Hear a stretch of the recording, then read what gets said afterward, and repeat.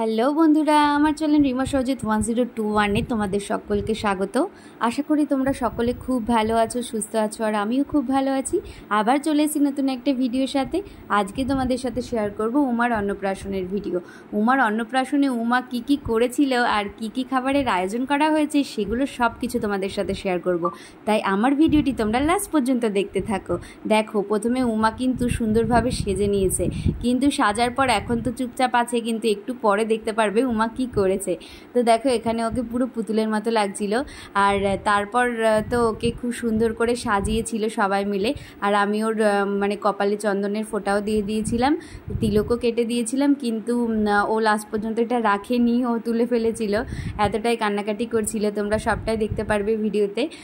প্রথমে তো এখানে মামাই অন্নপ্রাশন দেয়, তাই ও বসে পড়েছে মামার কোলে।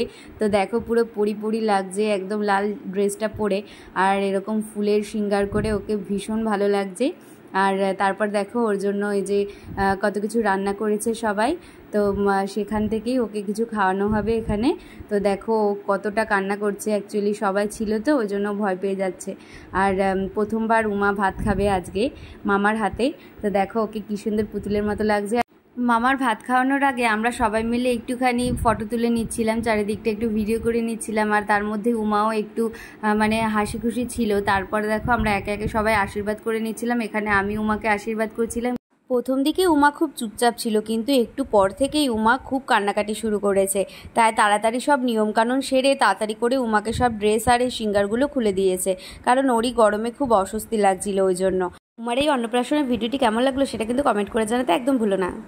যদি ভিডিওটি ভালো লাগে অবশ্যই একটা লাইক করে দিও, আর আমার চ্যানেলটি সাবস্ক্রাইব না করে থাকলে চ্যানেলটি সাবস্ক্রাইব করে দিও, যাতে আমার ভিডিও সবার প্রথমে তোমার কাছে পৌঁছায়। আর এইদিকে দেখো, উমাকে এবার মানে অন্নপ্রাশনের ড্রেসটা খুলে দিয়ে এবার একটা সিম্পল ড্রেস পরানো হয়েছে।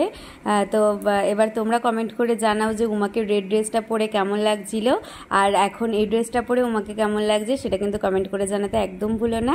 আর এদিকে আমি উমার সাথে কিছু ভিডিও করে নিচ্ছিলাম, দেখো কি সুন্দর খেলা করছে। তো আজকের ভিডিওটা এখানেই শেষ করছি। Thanks for watching.